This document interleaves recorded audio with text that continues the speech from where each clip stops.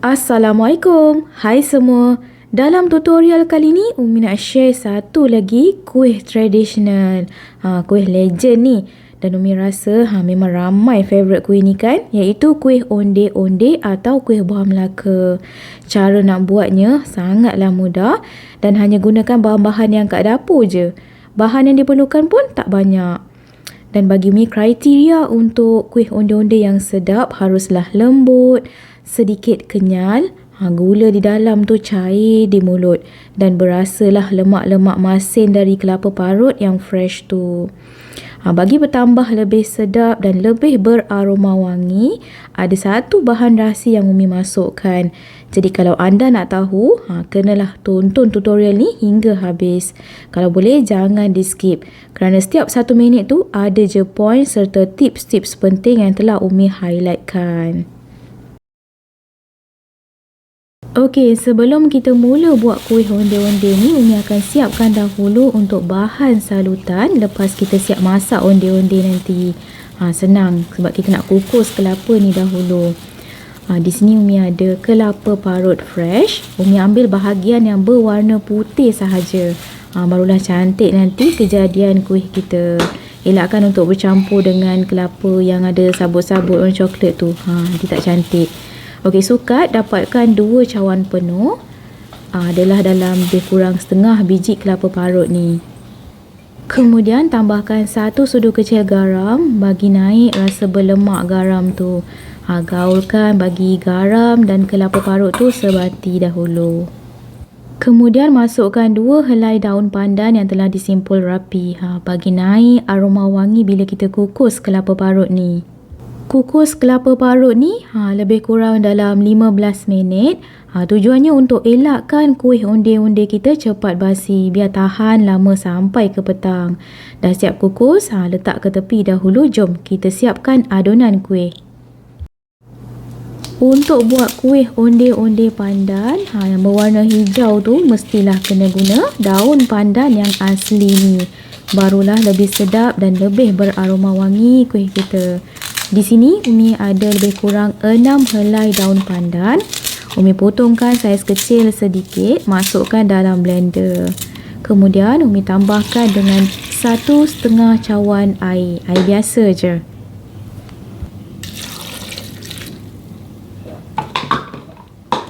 Kisarkan sekejap bagi daun-daun pandan tu betul-betul hancur dan lumat sepenuhnya.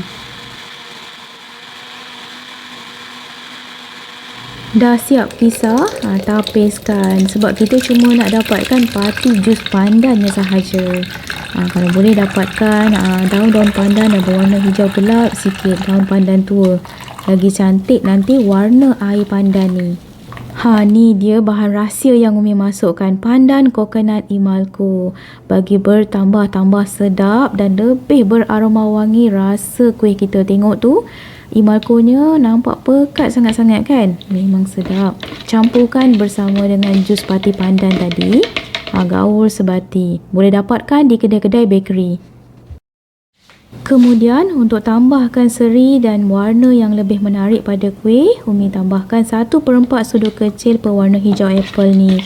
Campurkan bersama jus pandan tadi. Gaul sebati dahulu. Tepung, memang wajiblah pakai tepung pulut. Di sini Umi pakai cap 3 kambing. First time jugalah Umi jumpa cap 3 kambing ni. Kebiasaannya tak silap cap irawan yang 3 gajah tu. Tak kisahlah cap apa-apa pun, yang penting gunakan tepung pulut. Barulah menjadi onde-onde kita kenyal-kenyal gitu. Tepung pulut ni lah yang memberi rasa kenyal pada kuih kita. Sukat dapatkan dalam 2 cawan penuh. Kemudian masukkan dalam satu besen ataupun mangkuk yang besar gini supaya senang kita nak gaul nanti semua bahan-bahan. Dalam adunan tepung ni campurkan juga dengan 2 sudu besar tepung beras.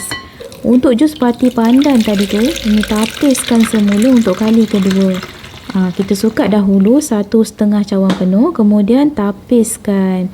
Sebab tengok bila kita tapis tu masih ada lagi ampas-ampas daun pandan tu, jadi kita kena buangkan. Kemudian masukkan jus pati pandan ke dalam adunan tepung tu sedikit demi sedikit. Gunakan sudu dahulu. Masukkan sikit-sikit hinggalah adunan tepung ni tak melekat di tangan. Untuk permulaan ni pakai sudu, Umi gaul sebati. Hinggalah nampak dah agak likat gitu.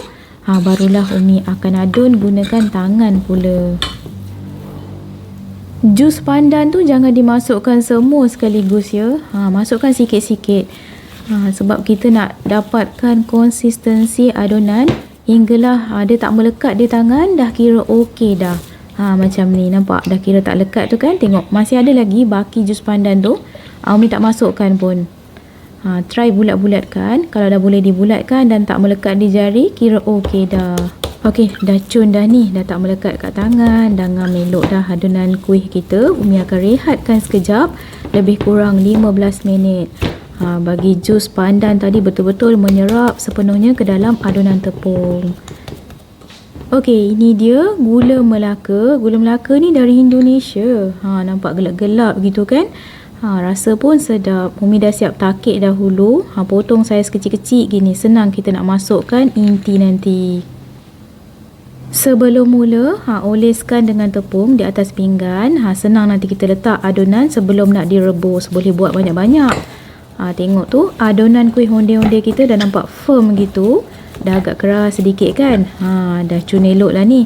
Okey, jom kita mula buat bulat-bulat. Masukkan inti gula Melaka tu ke dalam adunan kuih onde-onde ni. Adunan dah lembut ni, jom kita mulakan. Letakkan sedikit tepung di tapak tangan supaya tak melekat bila kita nak bulatkan adunan nanti. Bulatkan bagi kemas gitu. Kemudian tekan sedikit membentuk longkang. Letakkan inti gula Melaka di tengah-tengah. Kemudian tutup rapat.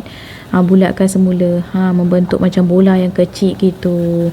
Tutupkan bagi kemas. Letakkan semula di atas piring yang telah kita oles dengan tepung tadi. Umi buat lebih-lebih sikit. Senang nanti. Dalam 6 ke 7 biji gitu. Barulah nanti kita pergi rebus. Saiz onde-onde ni terpulang. Nak buat besar-besar sikit ke, nak buat kecil-kecil comel-comel gitu ke, terpulang. Cuma inti tu kena pandai lah, adjust ikut kebesaran saiz onde-onde yang kita buat. Kalau buat saiz yang agak macam Umi ni, okey lah tu. Dengan gula Melaka yang Umi dah potong-potongkan tu kan, jangan terlalu kecil sangat, nanti tak merasa intinya. Dan jangan pula terlalu banyak ataupun terlalu besar kita potongkan inti gula tu, nanti dia susah nak larut bila kita rebus. Air rebusan dah mula nak menggelegak tu, dah boleh masukkan adunan kuih. Pastikan api biar perlahan je, sebab kita tak nak bila api terlalu kuat sangat, nanti bahagian dalam tu belum betul-betul masak, dia dah timbul ke atas. Jadi kita bagi masa sikit, bagi adunan ni betul-betul masak kuihnya, dan inti dalam gula Melaka tu biar betul-betul mencair. Kita bagi masa sikit. Bila dah timbul ke atas, di bahagian atas tu nampak, kita biarkan dulu, jangan terus diangkat. Biarkan kejap dalam 5 minit gitu. Bagi inti tu betul-betul cair, inti gula Melaka tu.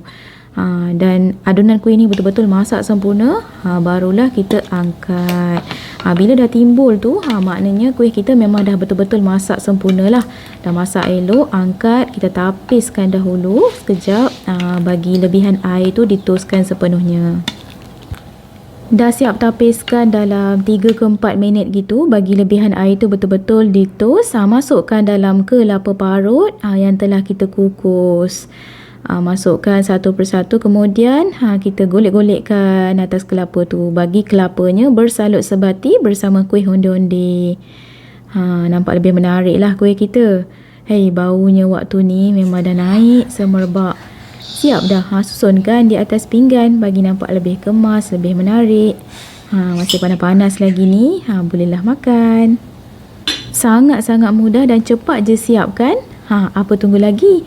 Jom kita cuba kuih onde-onde yang lembut, kenyal ni. Bau aroma pandannya tu wangi semerbak.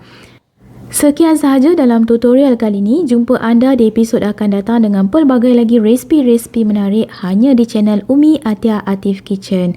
Assalamualaikum. Bye.